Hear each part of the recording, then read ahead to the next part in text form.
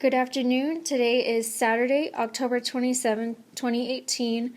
We are in Maricopa, Arizona to hear about Albert Amador's military service. My name is Amanda Amador, representing the Veterans Heritage Project.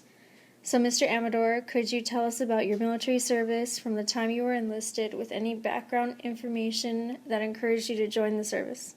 Okay, let's start off what encouraged me to join the service was my father, your grandfather.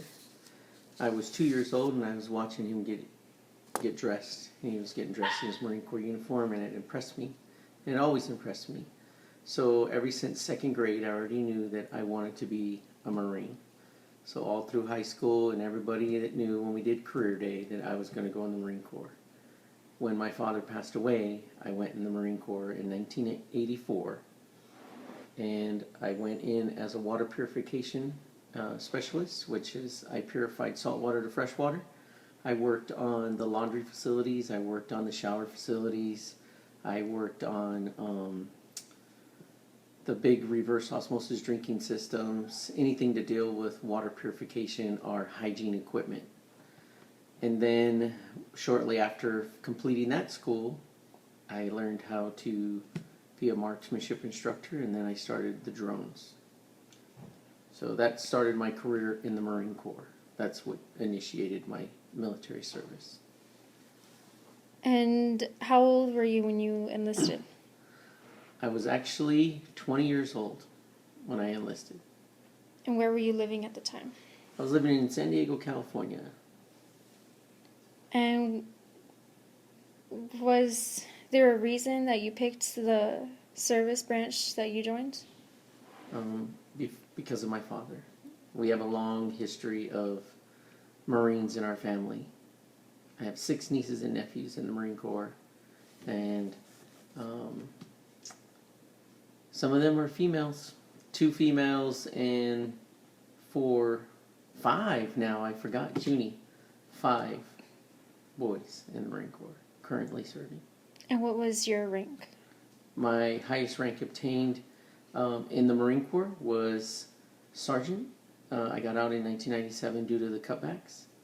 But then in 2004, I got approached by the United States Army, and I started doing work with the Army National Guard here in Phoenix.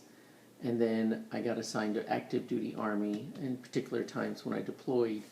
So I did that from 2004 to 2016, retiring with over 25 years of service. Yep. And I did communications with them, signal and satellite communications. And when you first enlisted into the Marine Corps, do you recall your first days in the service? Oh yeah, you never forget those. It starts off with yellow footprints when you get off the bus, or in my case, when I checked in, because I lived locally in San Diego, so I didn't have to get on a bus. And the drill instructor's in your face, and it's never an impression you will ever forget. And tell me about your boot camp training experiences. Luckily, I was in track and cross country, so I was pretty physically fit. A lot of mental stress that they endure on you. A lot of training, like a fire hose, just feeding you with knowledge and stuff that you have to understand. I was running 3 miles in 14 minutes and 30 seconds. I took the record. I held the record at MCRD for a little bit, running that fast. And that's it. And how did you get through it? Writing letters to my loved ones' homes. Occasionally we get a chance to make a phone call. My sister came to see me on Family Day, and she brought me food. So with family support, I was able to make it through mentally, and staying focused on the target at task of listening what they want, doing exactly what they want. And if I didn't know something, just like school, you ask a question to get it right, so you don't make the mistake again. And what wars did you serve in? In the United States Marine Corps, I served in Desert Storm, Desert Shield. I was flying the UAVs at the time. I went to school in Fort Huachuca, Arizona to learn how to fly the drones when they first came out in 1988-89. In 1990, I was in Desert Storm, Desert Shield when that kicked off. And then when I got out and went back in the military, I was doing satellite communications, voice over IP, networking, anything with communications. And I did that in Afghanistan in 2010, 2011. And did you see combat? Yes. In Desert Storm, I can't really talk about it. A lot of it is still hush hush, as far as I know. Nobody told me I have authorization to talk about it. Flying the drones, I've seen a lot of collateral damage on both sides. And in the United States Army, I've seen a lot of collateral damage on both sides as well. And in those wars, did you have any memorable experiences?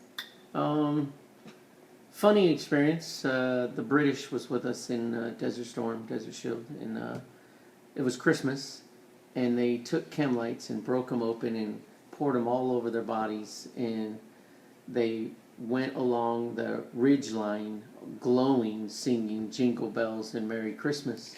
So kind of you're on guard duty going, what is going on over there? So never forget that. I had to land an aircraft that had a broken wheel on a 2-lane highway. Luckily, no damage, and I was able to recover that. I've landed aircraft during incoming and taking small arms fire. I've landed aircraft off a tower.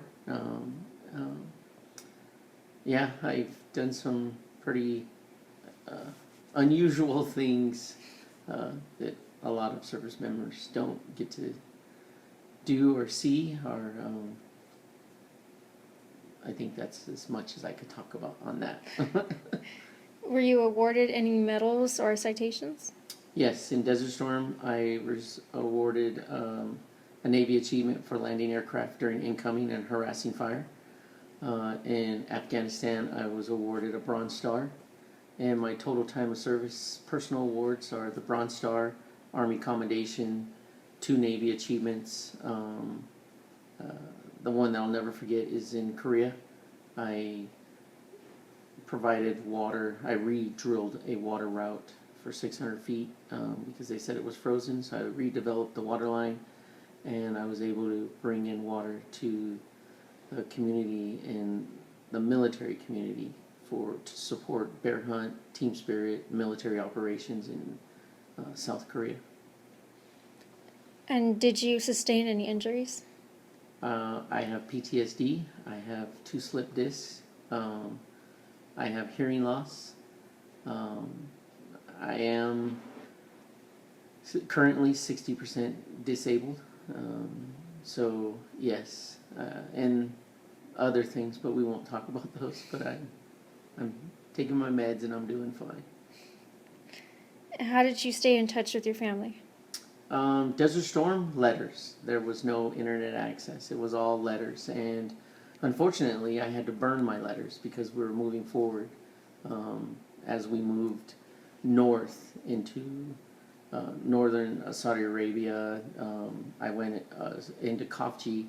So every time I got mail, I had to read it, and then we burned it as we went in case we got overcame or whatever. So but in Afghanistan, it was a whole new world. I had internet access. I had Skype.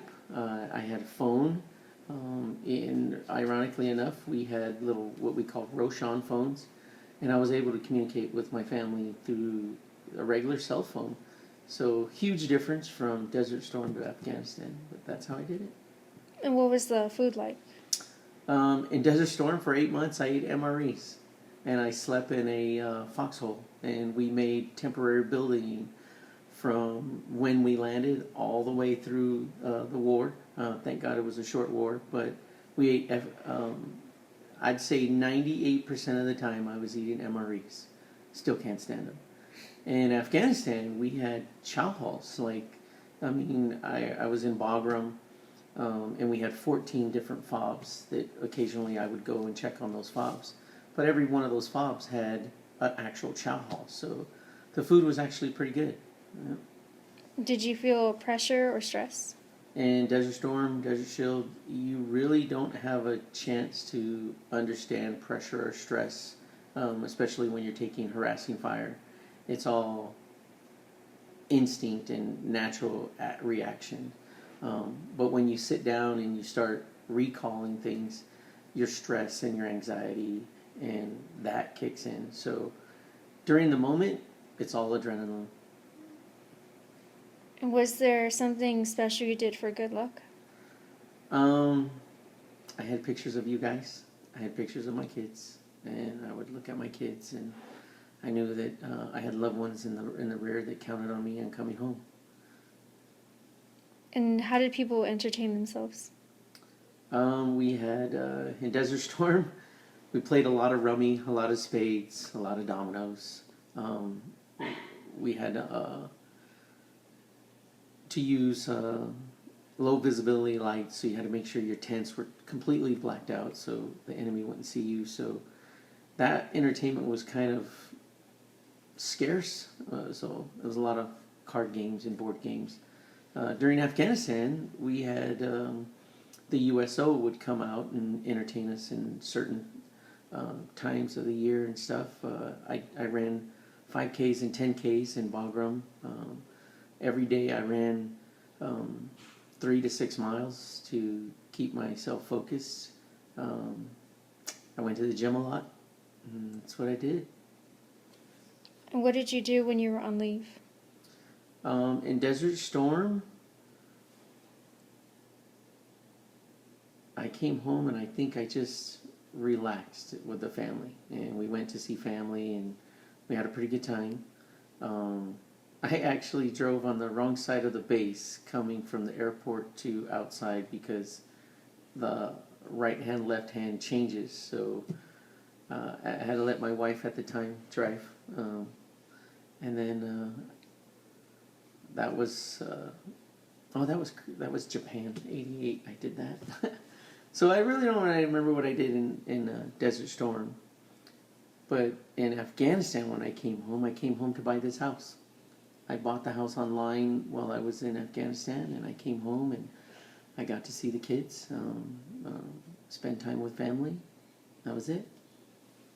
And where did you travel while in the service? My first duty station was 29 Palms, California.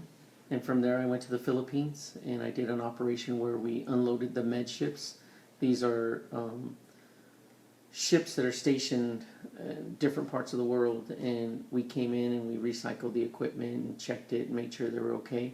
I did that in Philippines in 1986. I've been to Okinawa, Japan.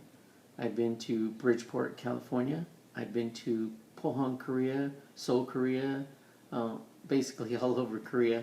I've been to Alaska. I've been to Spain, Germany. I've been to Kyrgyzstan. I've been to Afghanistan, Kopji, Saudi Arabia, Camp Pendleton, California. I went to boot camp in San Diego, California.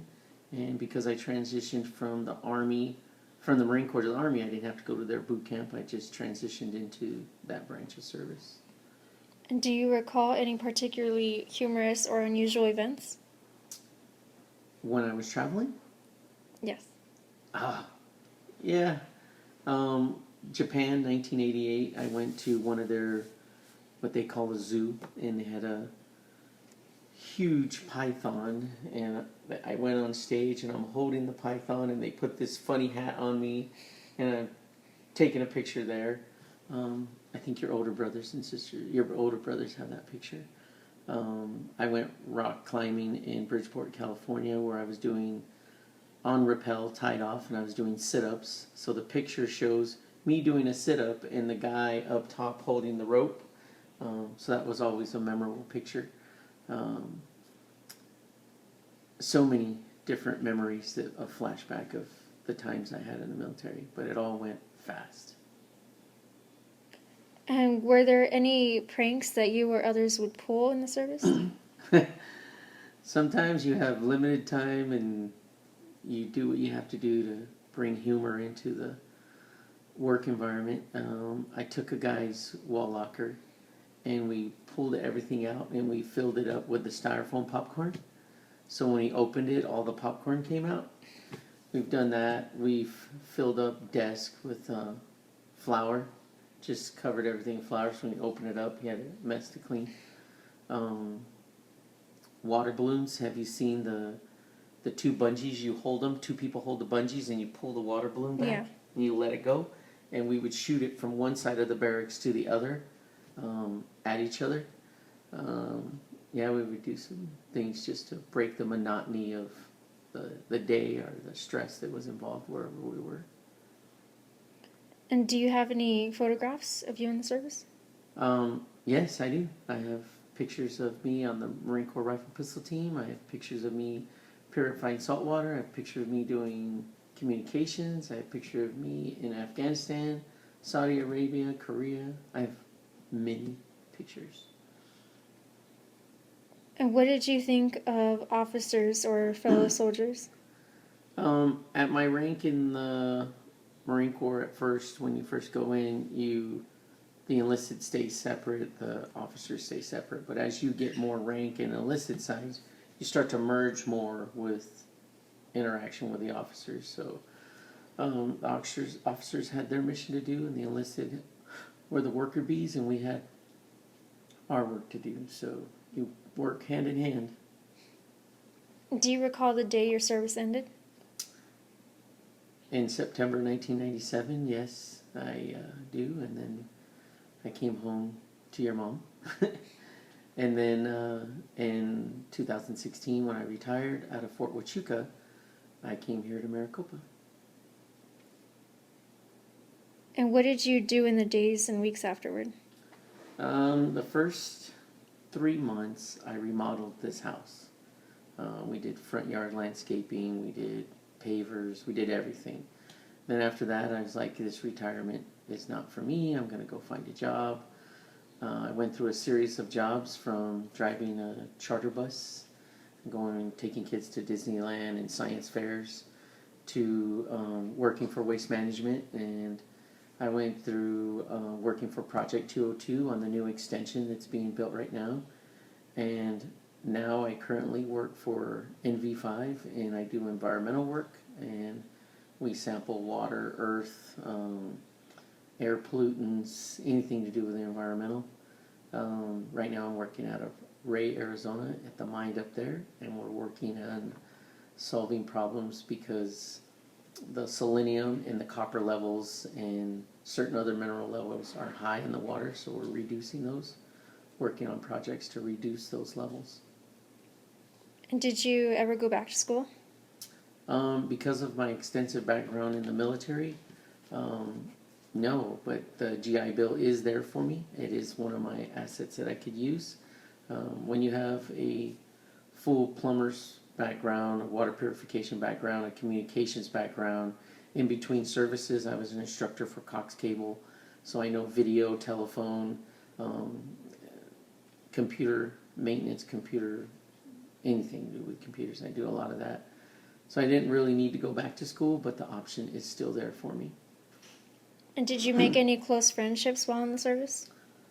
If you look at my Facebook, I have over 1,600 friends, and I could proudly say I know about 95% of them face to face. A lot of them are military friends throughout my tours around the world. A lot of them are still high school friends that I stay in touch with. A lot of them, and it's funny because I have a lot of my Marine Corps friends and Army friends, and we harass each other on Facebook.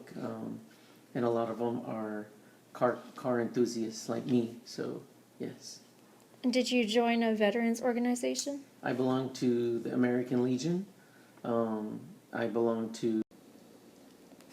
Did you join any veterans organizations? Yes, the first one I did join.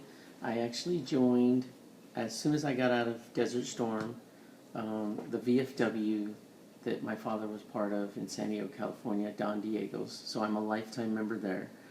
And then I joined the American Legion here in Phoenix. I joined Disabled Veterans Association. I joined Marine Corps League Association. I joined National Native American for Veterans Association. And in those veteran organizations, what kind of activities does your poster association have?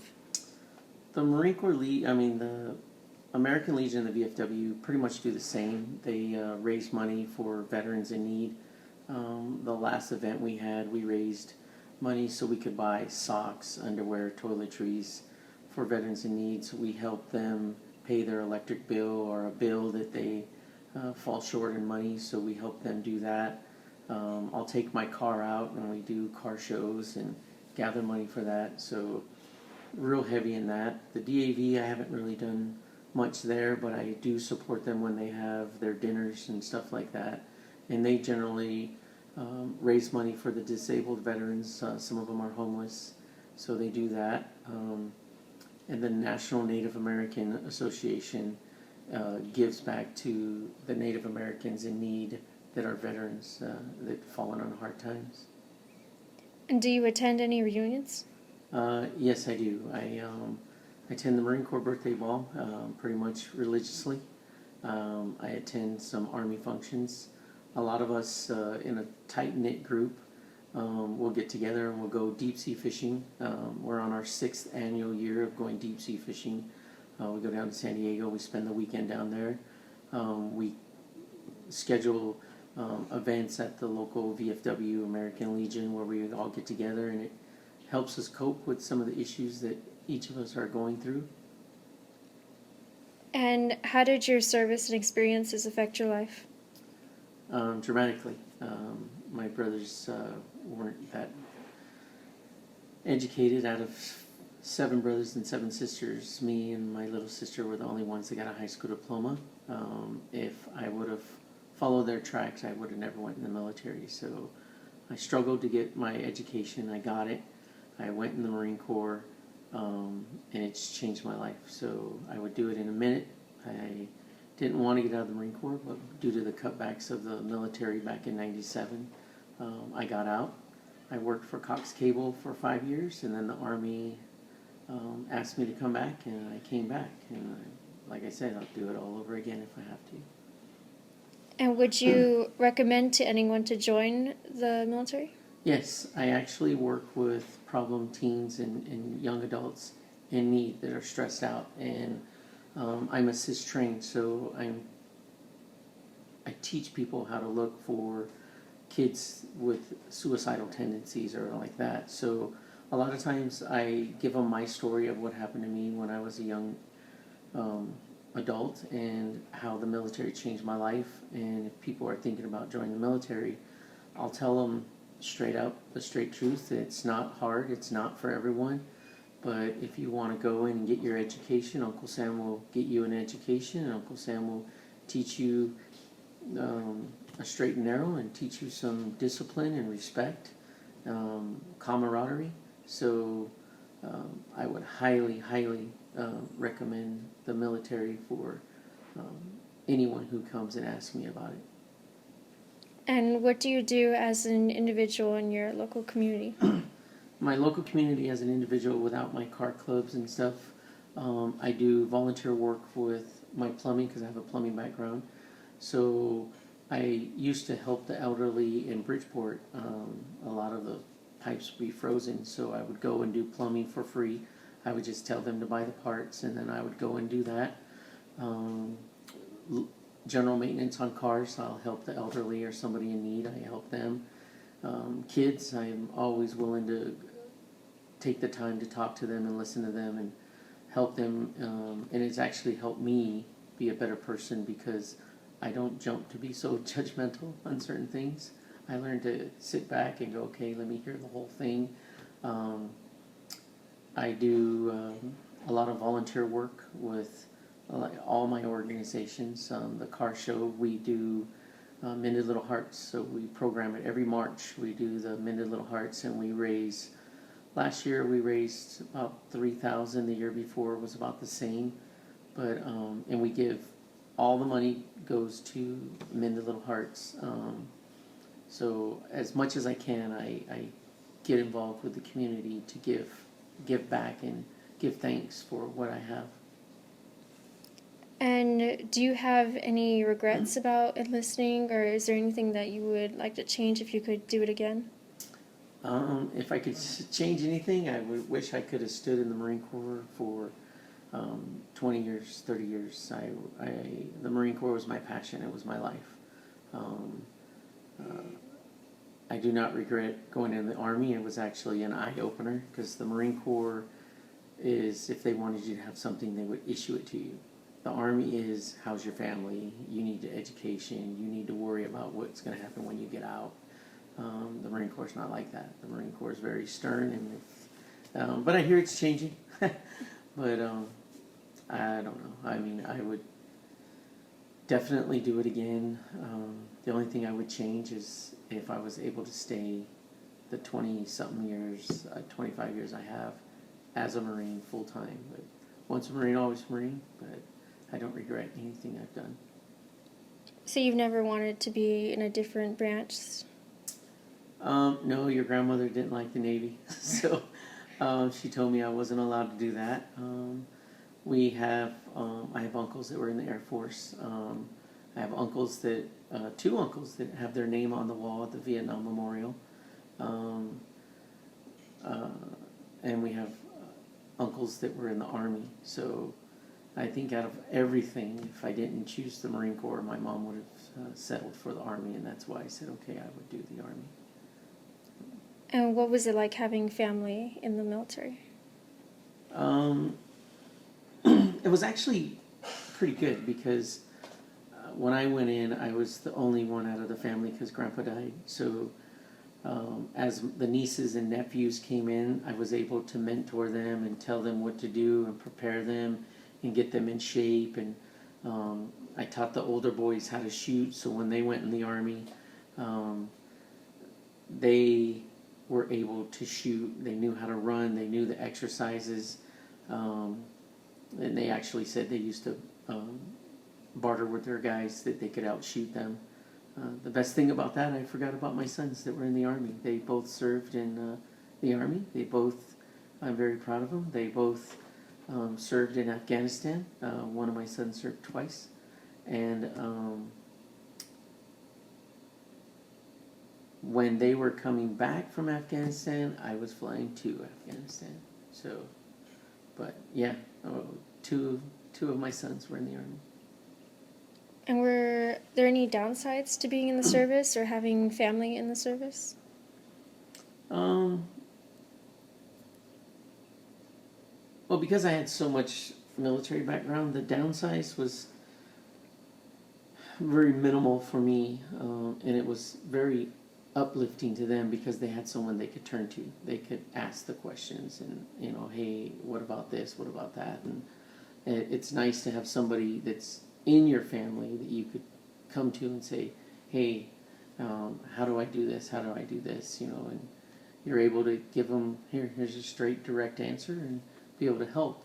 And the other family members see it, and it brings the family closer together.